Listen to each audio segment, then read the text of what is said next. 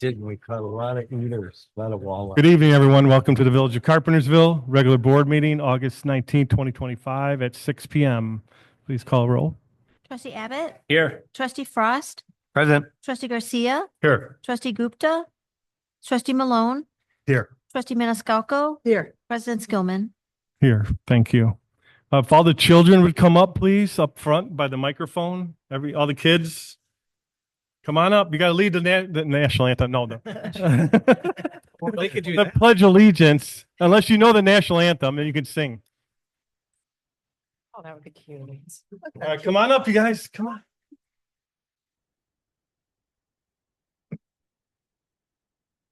When you guys are ready, you get to start it, okay? The pledge, not the national anthem. Okay. Hand on your heart. You ready? Go ahead, guys. I pledge allegiance to the flag of the United States of America and to the republic for which it stands, one nation, under God, indivisible, with liberty and justice for all. Thank you, guys. Good job.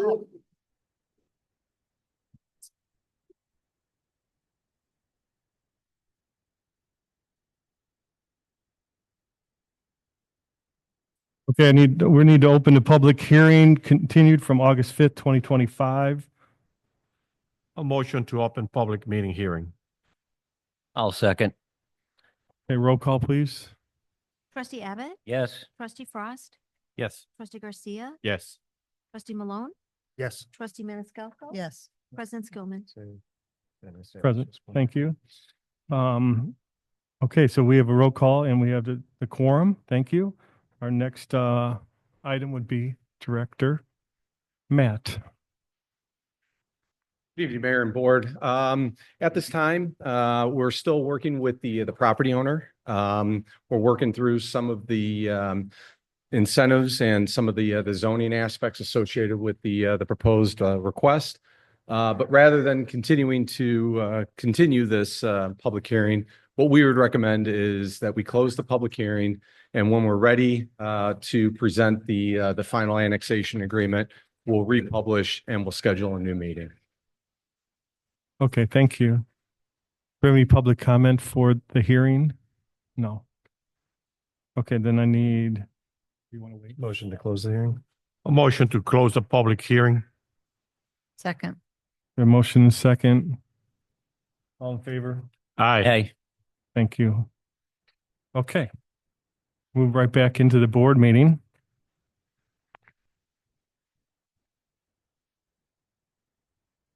The Village of Carpentersville proclamation of Milan Syndrome Awareness Day, August 19, 2025. Whereas Milan syndrome is a rare genetic disorder first identified in 2010 caused by a change in nuclear factor 1X. It's a gene. It's an NFIX gene. The NFIX gene is located on the short arm called the P of the chromosome 19 and position 13.2. And whereas the Milan syndrome is characterized by overgrowth, intellectual disability, vision and or hearing impaired, and skeletal abnormalities, epilepsy and anxiety. Whereas Milan syndrome affects hundreds of individuals worldwide, including residents in Carpentersville, Illinois.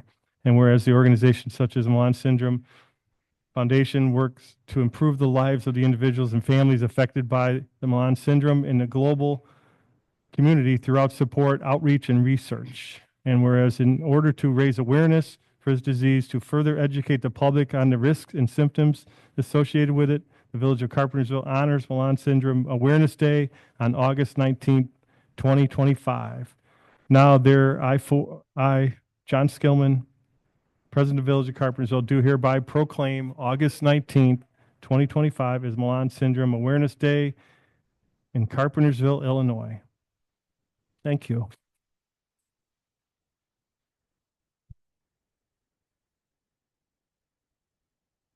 So Nikki, did you want to come up and explain a little more better than a proclamation, please? And Noah, of course, if no one wants to come up. Thank you, everybody. Good evening, everyone. My name is Nikki Ivalik, and on behalf of families and individuals affected by Milan syndrome, I want to sincerely thank the Village of Carpentersville for this proclamation recognizing Milan Syndrome Awareness Day on August 19th, 2025. Milan syndrome is a very rare genetic condition. It often causes children to grow taller than average, may affect learning and development, and can bring challenges like vision problems or seizures. When Noah was diagnosed with Milan syndrome on November 22nd, 2021, our world changed in an instant. We had never even heard the name before, and suddenly we were faced with so many unknowns. Fear, questions, and a sense of being very alone. To date, Noah is one of 400 individuals clinically diagnosed globally and with no known cure at this time. But what we've learned is that rare doesn't mean less. Our child is still the same joyful, beautiful soul with dreams, laughter, and so much love to give. This diagnosis may be rare, but the need for understanding and compassion is universal. That's why your recognition today matters so deeply. By standing with us, Carpentersville is helping to shine a light on Milan syndrome, encourage inclusion, and send a powerful message of hope and support to families like ours and beyond. I'm so extremely proud to be a resident of this village and community. Thank you. Thank you.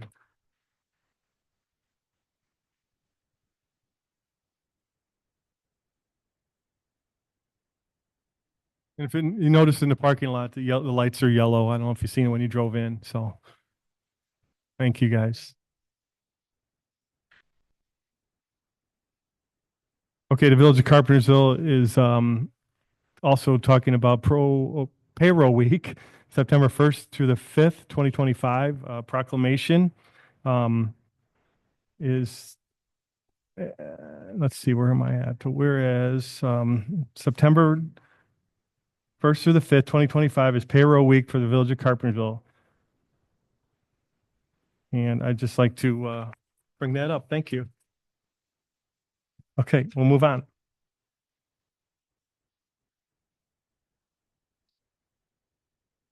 Okay. Who's doing that? Chief Shaver. Chief Shaver.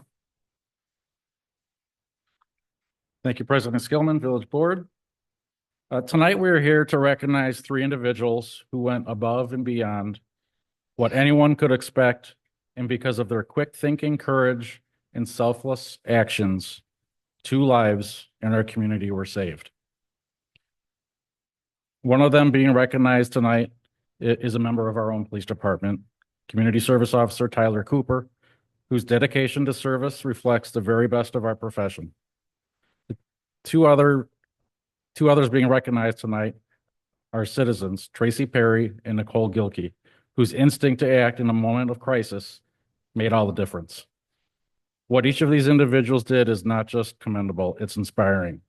It's a powerful reminder that sometimes it simply comes down to being in the right place at the right time and having the heart to act. Before I read each of these awards, I just want to say, on behalf of the entire Village of Carpentersville, the community we serve, thank you for your courage, your humanity, and for your example.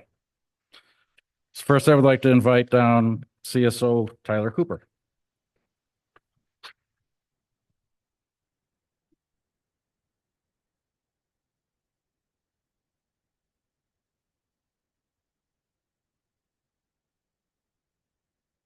This life-saving award is to recognize the exceptional performance of Community Service Officer Tyler Cooper on July 15th, 2025.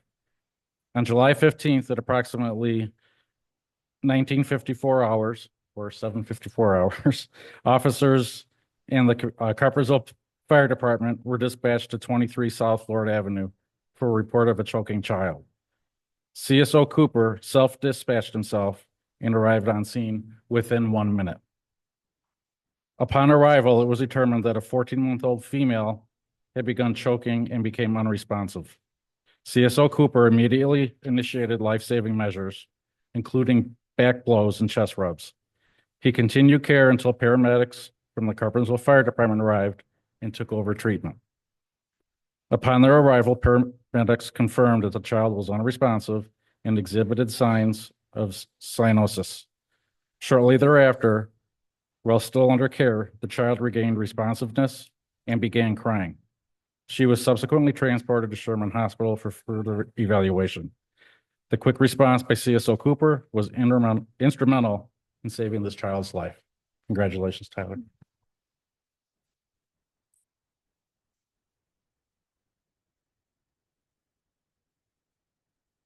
Family. You guys want to come down? Oh, they're here. All right. Awesome. It's the girl. That's That's her. wonderful.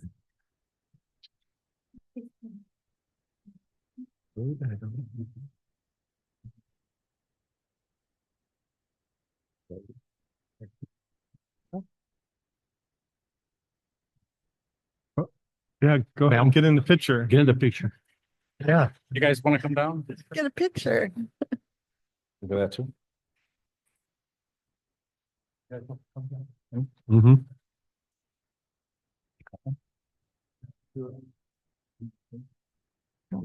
Go with everybody. Yeah. Please.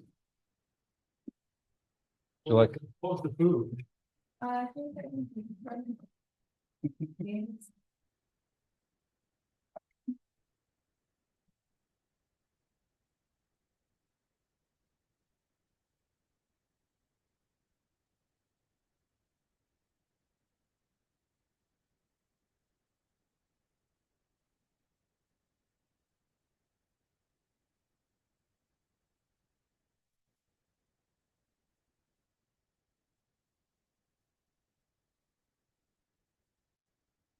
I know Tyler's family is also here. You guys should be very proud of what he's done and doing. Congratulations. So thank you.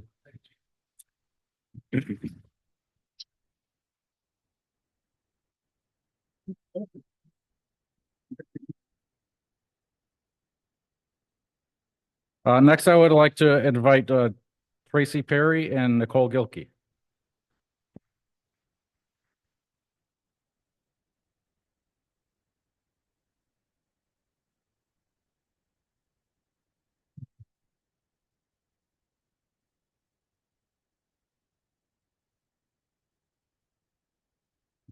This life-saving award is to recognize the exceptional performance of Tracy Perry and Nicole Gilkey on June 3rd, 2025. Emergency personnel responded to Woodman's for a report of an elderly male in cardiac arrest. Prior to the arrival of first responders, store staff broadcast a request over the loudspeaker for any medically trained individuals. Nicole Gilkey, a registered LPN, and Tracy Perry, an RN, both off-duty and shopping, quickly responded. Ms. Perry applied the store's AED, while Ms. Gilkey began chest compressions. One shock was delivered, and compressions were ongoing when the fire department arrived.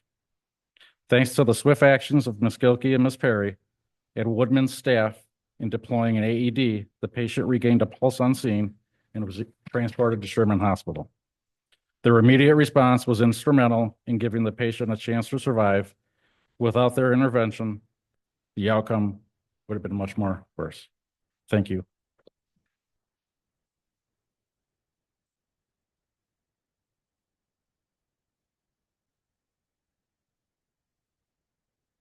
You guys want to tell us the story or no?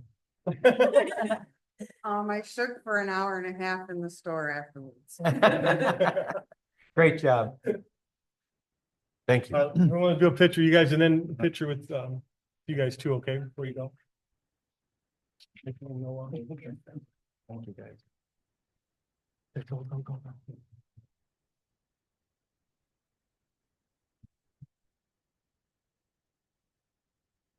So you want to get in this one? Yeah.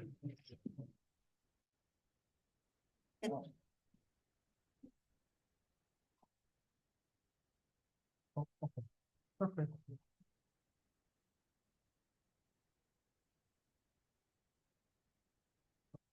Perfect.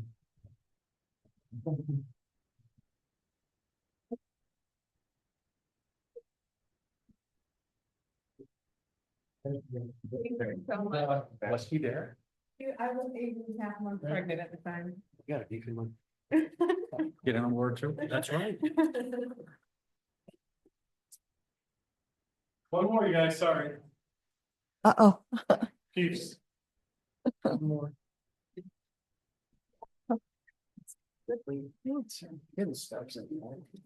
lot.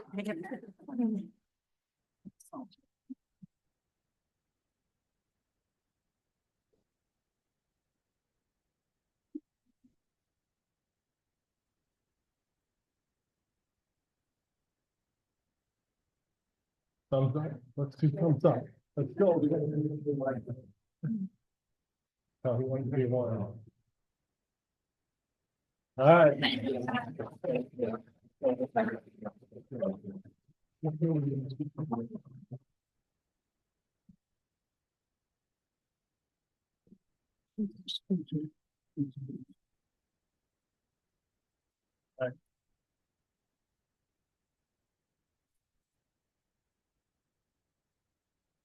Oh.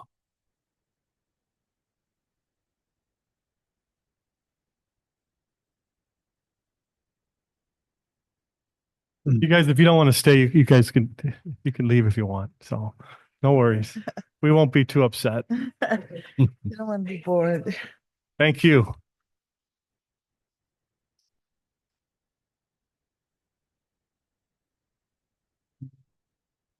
I think she did public comment, so Or should I wait? she'll just speak under public comment. Oh, your call. He probably told me And Riley Bernardi. He probably told me for the engineering, but we don't have public comments. And the sun is out now. It's yellow. Right. Looks yellow. It's not in. When I wasn't looking, I knew it. Now the Boys and Girls Club's gonna, what are they gonna sing the national anthem for me or what?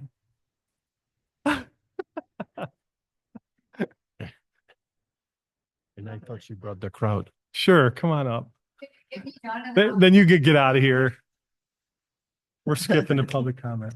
So I just, I met a number of you earlier, but I just wanted to come and introduce myself. I am Amanda Slady. I'm the new CEO at the Boys and Girls Club of Northwest Suburbs. You probably know it as Dundee Township, but we are changing our name, or we've changed our name.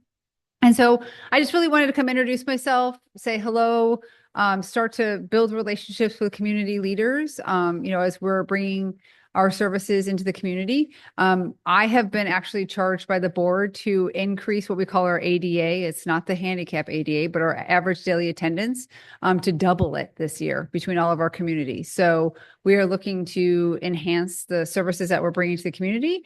And I personally would love to start just developing relationships with you guys as community leaders, the fire and chief police and village representatives, to know what's going on in the village and how we can support you. We are also, just so you know, we purchased Woodlands. I think you guys are probably aware of that, the Woodlands Elementary School. It is opening in 48 weeks. So construction is going to start soon. So we're looking forward to bringing that forward as a new teen center, and giving the teens, the middle school and high school kids, someplace to go after school. That was it. Great, thank you. So it was very nice to meet all of you that I met, and anybody else, wants to chat, let me know. Yeah, we're looking forward to the new building, so it's a We are long time coming. I don't tell Tom Roser, but I'm also looking forward to turning 20 South Grove into a clubhouse once we get the other one open. So thank you, everybody. I'll head out because Yeah, I don't- you can I mean, stay if you unless love. there's something good. Is there something juicy? No. Thank you. Okay. Appointments tonight, replace commission member Francisca Mucha with appointment of Riley Bernardi to Diversity Commission through December 2027. I'll motion to replace Commission Member Francisco with the I'll appointment of second. Riley Bernardi to the Diversity Committee. I will second. Motion, by trustee Malone, second by trustee. Who's that? Maniscalco. Maniscalco, yeah. But we got to pronounce Francisco last name properly. We have, roll call, please. Trustee Frost, Yes. trustee Garcia, Yes. trustee Malone, Yes. trustee Maniscalco. Yes. Trustee Abbott, Yes. President Skillman. Yes, motion carries. Thank you.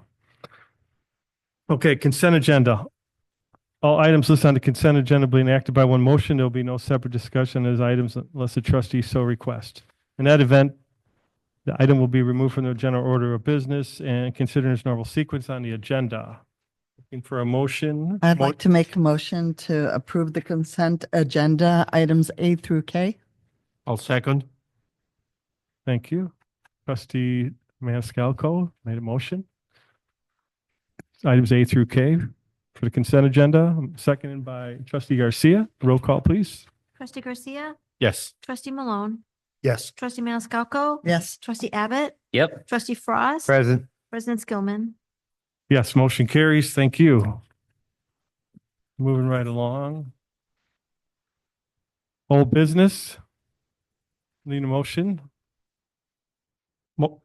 Motion to approve item A as presented. Oh, we're You need a motion. Okay, motion. I'll move to remove item A from the table. Okay, I'll second. thank you. We have a motion by trustee Garcia, a second by trustee Abbott to remove from the table, item A. Roll call, please. Trustee Malone, Yes. trustee Maniscalco, Yes. trustee Abbott, Yes. trustee Frost, Yes. trustee Garcia, Yes. President Skillman. Yes, motion carries. Thank you. We're skipping right into, Actually, that A just motion on that? means that the item is now up for discussion and motion by the board. It's been removed from the table. been removed from the table for discussion. If there's any?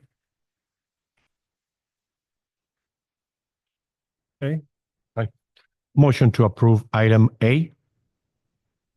Well, item A from the old business. from approval of the ordinance approving the annexation, is that? Approving the annexation of, with agreement with RTW Properties LLC and the Village of Carpentersville.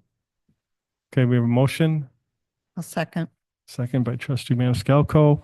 Roll call, please. Trustee Garcia, Yes. trustee Malone, Yes. trustee Maniscalco, Yes. trustee Abbott, Yes. trustee Frost, Present. President Skillman. Yes, thank you. Okay, now new business. Approval of an ordinance approving the annexation of 33.303 acres of land owned by L&H Farm LTD Partnership and located on the west side of Huntley Road. Mr. Stewart, All right. Actually, I'll defer to Director Dabrowski. okay? Thank you, Mayor and Board. As you may recall, on July 15th of this year, the village board approved ordinance 25-30, which annexed 87 plus acres of land into the village. This land is generally located on Randall and Huntley Road, north of the Randall-Huntley Road intersection. As part of that annexation process, the village is required to provide notice to certain taxing districts, such as the King County Clerk, the Library District, and the Fire Protection District. While notice was provided during that public hearing or that public meeting, the village did inadvertently not send notice letters to the Rutland-Dundee Township Fire Protection District, which has their jurisdiction over the 33 acres of land that's located on the west side of Huntley Road. As a corrective measure, we're proposing a supplemental annexation that would only be geared towards that 33 acres because the balance of the property was noticed correctly and was approved. As part of this particular process, we did send the proper notice. We did have an opportunity to meet with the Rutland-Dundee Township Fire Protection District, which part of that discussion was to basically talk with them about disconnecting so that our fire department could provide service. This part of the Rutland-Dundee Township Fire Protection District is completely surrounded by the village and by our service area. So they don't have contiguity with the balance of their district. We also had the opportunity to talk with them relative to a response time study that is a requirement from the state statute. And based on that response time study, the fire department had indicated that there'd be no interruption to our service. Given that, staff would recommend that we move forward with the annexation of this 33 acres. And I'll have any questions. I'm more than happy to answer. Any questions? I do, President Skillman. Yes. When you say about Dundet Rutland Fire Protection District, are they going to be part of us? Are they going to stay there? Unlike what we did with the western expansion area, where since it was contiguous to the Rutland Fire Protection District, here we're seeking that it becomes part of our service area because it's completely surrounded. Just to clarify, Trustee Garcia, if you were asking about the continuity of the Rutland Township Fire Protection District, it will continue to operate as its own independent unit of government. Basically, just the small portion that we've already otherwise surrounded would no longer be in their service area. Okay. Yeah. That go from Randall then to Stoplight all the way down? As far as Where the church is? the annexation, it doesn't include the church. For the fire district though? For the fire district does include the church. However, we are in discussions with them about the annexation of that property. Which church? Yours. Fox Valley Church. Fox Valley? Oh, Right. By Menards, the water tower, you know. So, assuming everything just proceeds as such, that church is going to literally be like a dot in a much larger circle of our coverage area that is still serviced by Rutland Dundee Fire Protection District. So we are communicating with them and the church to see if everyone may just prefer that we take that over. We wouldn't be doing that for any reason other than just continuity of service. The church itself isn't a property tax generating use. So we would be really doing that just as, I think, a convenience and improvement on what would otherwise be continuity of service to the area. Yeah, it makes it a little easier Mm-hmm. to work, but okay. Thank you. Thank That you. it? Any other questions? No. Okay. Okay, for motion? A motion to approve item A from the new business. I'll second. Motion by Trustee Garcia, second by Trustee Abbott for letter A of new business. Roll call, please. Trustee Malone, yes. trustee Maniscalco, Yes. trustee Abbott, Yes. trustee Frost, Yes. trustee Garcia, Yes. President Skillman. Yes, motion carries. Thank you. Letter B, approval of resolution accepting professional services agreement for Phase 2 Engineering Design Emergency Fox River Utility Crossing Project with HR Green from McHenry, Illinois, an amount of $248,990. Director Garay. Yes, so this past spring, village staff was notified of exposed utilities that cross the Fox River near the River's End sanitary sewer lift station, which was a direct result of the Carpentersville Dam that was removed in the fall of 2024. All 4 village utilities were only located 16 to 18 inches below the bottom of the Fox River on the west side of the island. Once we were notified, village staff took action and hired a contractor the very next day to stabilize all 4 utilities with stone riprap. We also contracted with HR Green to field locate the existing utilities crossing Fox River, as well as to submit after the fact permitting to the regulatory agencies. We also contracted with Baxter and Woodman to complete some water main modeling for the existing and proposed and future conditions. And lastly, we entered in a contract with Enterprises Inc., Engineering Enterprises Inc. to prepare an emergency response plan for the River's End lift station in case something happened to those utilities. So essentially tonight's agenda item would just allow for the Phase 2 engineering to get the design plans completed for the relocation of 3 out of the 4 utilities. 1 water main. We currently have two water mains, an 8-inch and a 12-inch, and the modeling shows that we only need to replace 1 12-inch. Yes, it's a touchy situation we have there. And obviously we're just getting it ready. it doesn't mean we're moving forward yet, but we'll be ready when we're ready to move forward unless anybody has any questions or comments on it. President Skillman? I Yes, do. sir. Does the Army Corps of Engineers or the Friends of the Fox have any obligations in this whole situation since they were so gung ho about getting rid of the dam? Yeah, I think it was, I don't think it was Army Corps. I believe it was, DNR that, Okay. wanted to expedite the removal of the dam, but I am not aware of anything. Can we look into that Yeah. and report back, I think, please? I think Ajay was supposed to be looking into that. There has been a lot of investigation, to answer Trustee Frost your question, as to potential liable parties. To date, we have not clearly identified a party that would have an exposure, but we will continue to look at this as we're continuing to look at potential funding sources. We did reach out to the Forest Preserve District as an example and the county to see if there was some availability for them to make a contribution through, for example, even the Riverboat Fund. And we were told that that was a long shot. So we're going to continue to explore what might be funding sources for this. If it was an emergency, we would be getting funding, right? If it was, the pipes were broken, Potentially. Possibly. We'd have to, yeah, apply for some grants. well, they're still intact, they're covered or protected. Now there's water over them, possibly, since all the rain we had. I'm sorry, that was my question. How exposed are they? I know right now there's rocks and whatever protecting them, but how exposed are they?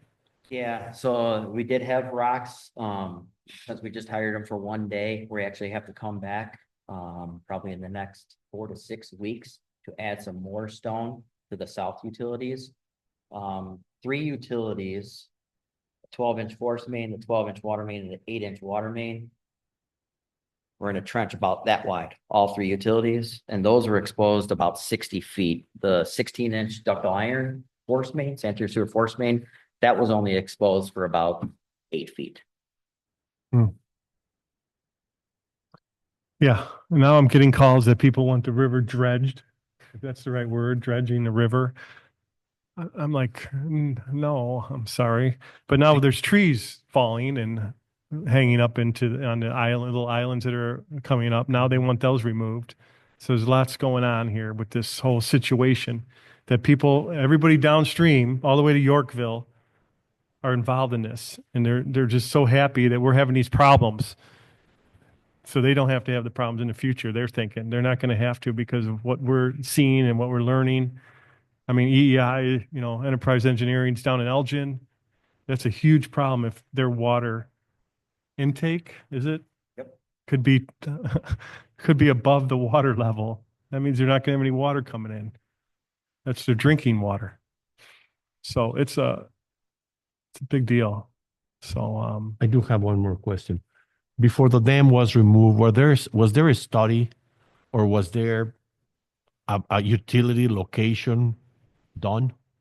No, so I've pondered this, sleeping at night or attempting. I think the only way that you could locate utilities underwater is set up big coffer dams, pump everything out, and then physically dig to find out that they're only 16, 18. So you could have spent $1 million to find out that they needed to be relocated anyways. So even when we had HR Green locate the existing locations on the east channel, once they got up to the water line, the locating devices don't work underwater, basically, or on the water. So we don't even know for that little stretch on the east channel. Okay. President Gray or President Gilman? The phase 2, is there another phase after that? Or does the $248,990 cover that phase 3 also? So this is just for phase 2 engineering. This is just to survey everything and design for the relocation. Phase 3 construction would be for the actual construction of the relocation. And then phase 3 engineering would be the engineers to oversee that. If I could just add to Director Gray's, I'm sorry. Director Gray did confirm, we talked about this recently, that even if we don't move ahead with this within a particular time period, say the next 6 months, this phase two engineering would be 90% custom, ready to go if we did this at basically any point in the foreseeable future. So doing this now gives us a great deal of flexibility to move into that phase three, which might be critical in the event there was a grant fund contingent on a shovel-ready project. Yeah, they like shovel ready. That's what they always talk about at all the meetings we go to. So who has a project ready? So, but okay. Thank you. Anybody else? No, I honestly don't see how we can delay this. This is a tremendous exposure. I'm going to motion to approve this right now. And I'll second. A motion by trustee Garcia, second by trustee Abbott. Roll call, please. Trustee Malone, Yes. trustee Maniscalco, Yes. trustee Abbott, Yes. trustee Frost, Yeah. trustee Garcia, Yes. President Spillman. Yes, thank you. Motion carries. Letter C, approval of resolution awarding the contract and construction of the Riverfront Park East parking lot related site improvements to Abbey Construction Company Incorporated in the amount not to exceed 961,883.36. Yes, sir. Thank you, Mayor and board.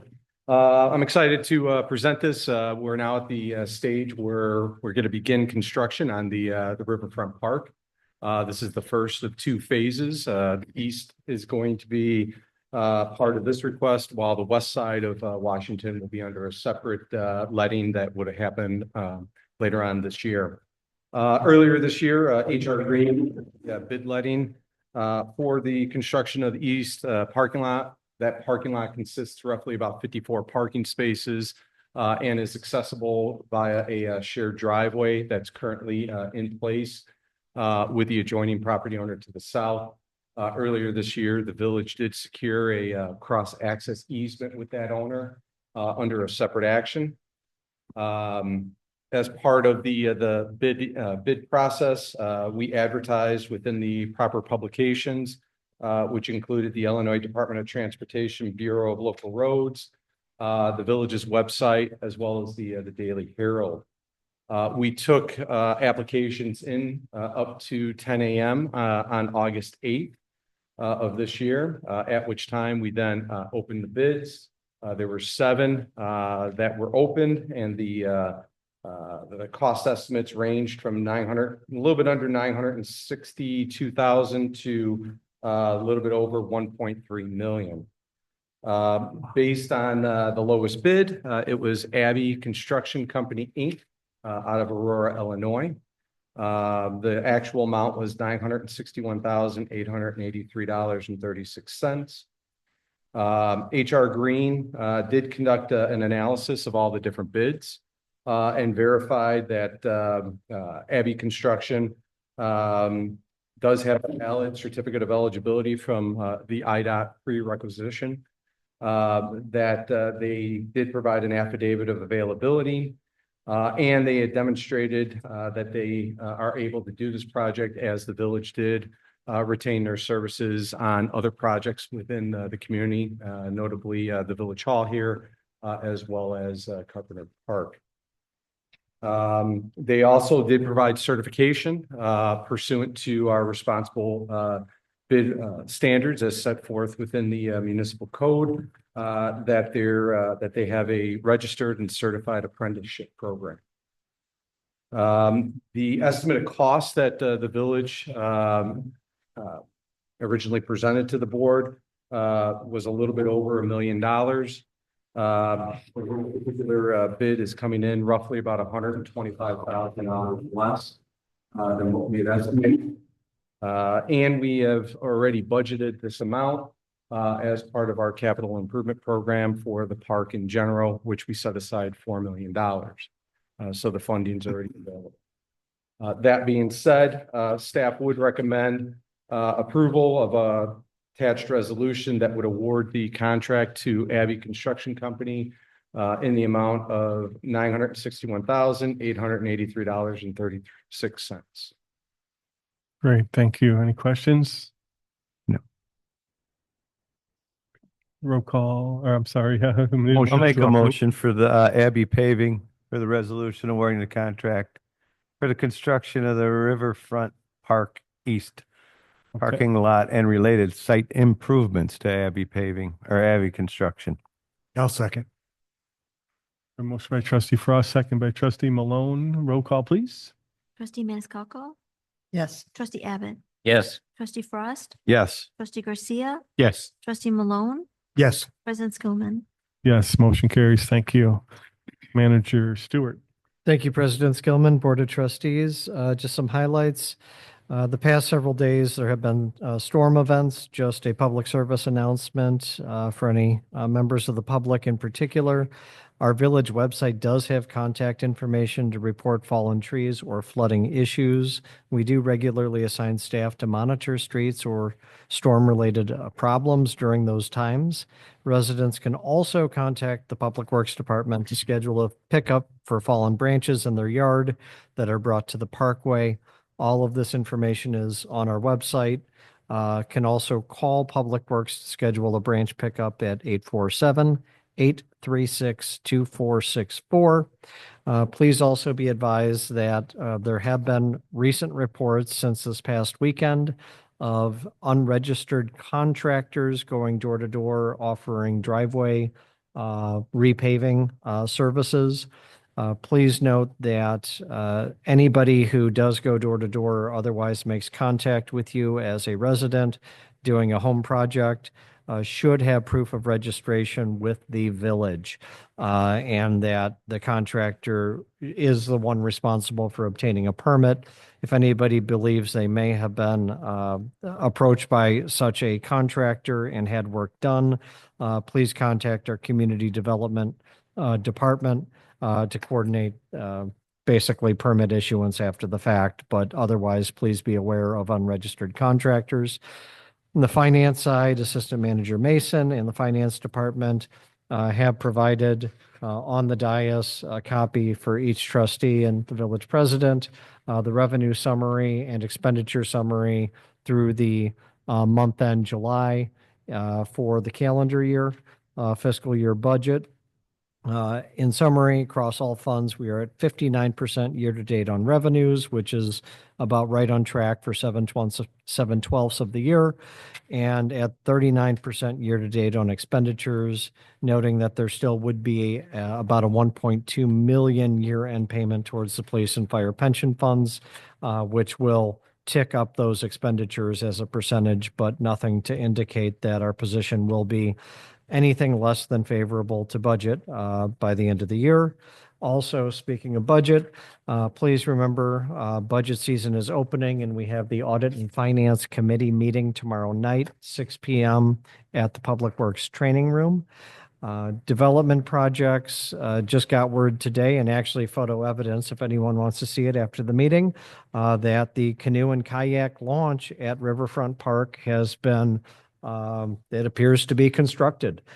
So we obviously haven't gotten to the west side there where that is, but that will be the next phase of construction after the east side is done that Director Dabrowski just talked about.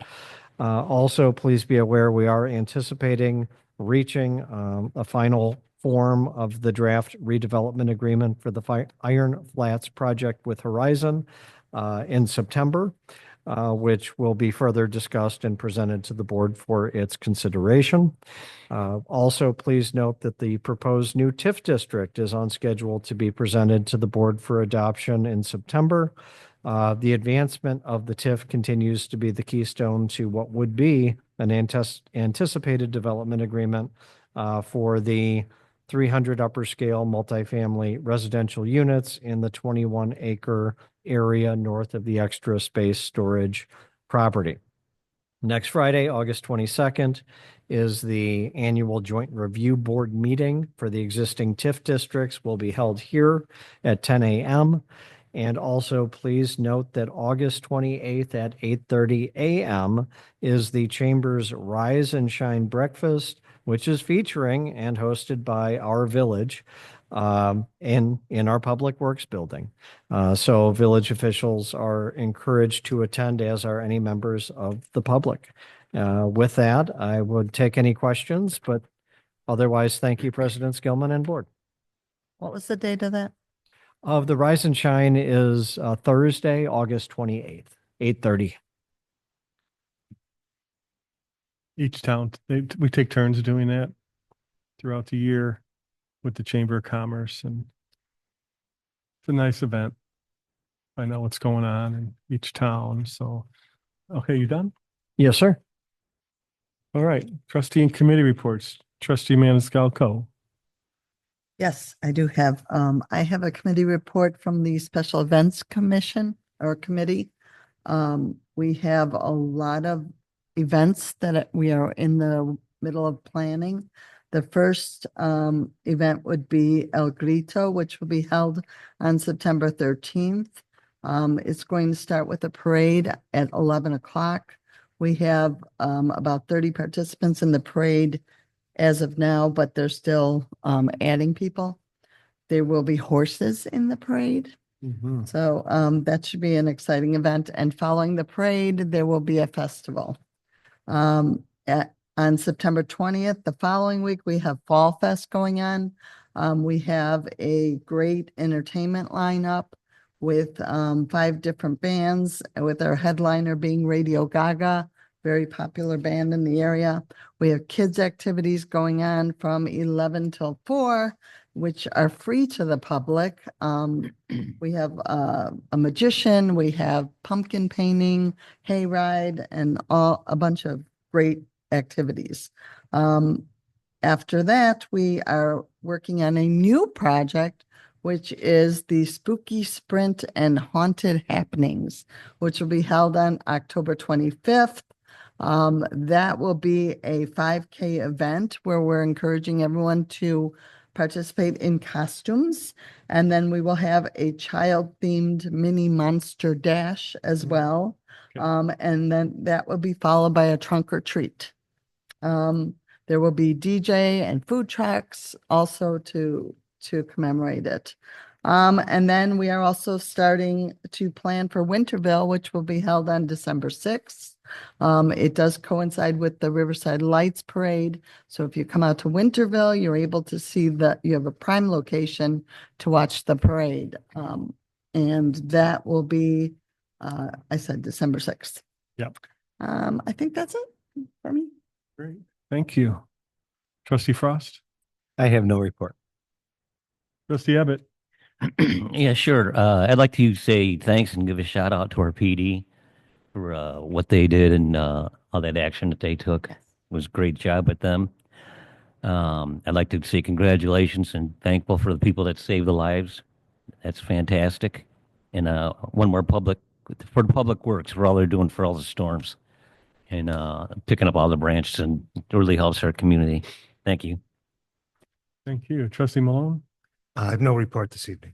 Trustee Garcia? Yes, same thing. I want to thank our first responders for the quick action that was taken the last week and saving that kid's life. It's I don't know, it's emotional to see a kid and then the person that saved him or saved her.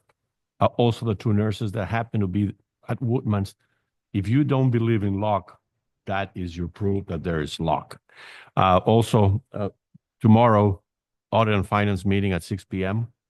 at Public Works meeting room. That concludes my report for tonight. Thank you. Yeah, special shout out. I know the whole board feels the same way. The police department, you guys did a great job. And I've got a lot of comments from people outside of our community and inside saying that should be very proud of everybody. Of course, fire department with all the calls, all this crazy stuff going on with the weather and public works. We had no flooding, correct? Nothing with all that water. That's good news because we've been working so hard as a board to stop flooding. And we're still working on it, of course, but even the sewers on California drained, I guess, right? Yeah. Oh, yeah. Trustee Eva used to have a sewer, an inlet in front of his house that didn't go anywhere. It was like a fake one. I think Ed put it in for him or something. And there was always a puddle there. So now the water actually drains and goes away. It's amazing what the lights are on down there. Lights are on. It's Street beautiful. lights. It looks great down there. So that's our little model for the rest of Old Town finally that we're getting to, but we pushed off for a few years. But slowly going to get it all done, and it's going to be beautiful down there, as Old Town as always. I did get a letter from Clinton Hall, the mayor of St. Charles. On behalf of St. Charles, we'd like to personally thank the board and the community and the fire department, especially for responding down when they're missing kayaker. That was like a 3-day event, wasn't it, or something? He did wash up on shore at the end of the event, but there was a lot of work out there. It was hot. And you guys were out there, and he wanted to say thank you to all the communities that helped out. And I don't know if PD was involved in that or not, but just fire. So, but that was nice that he sent that little letter. Thank you. And I think that's all I have. Anything else, anybody? Nope. Tomorrow night, 6 p.m. We all know that. If you're available, please come by. Ben will be speaking. And we have no closed session tonight. So I'm looking for a motion to adjourn. Motion to adjourn tonight's meeting. I'll second. Motion second, all in favor? Aye. Aye. Opposed? Thank you, guys.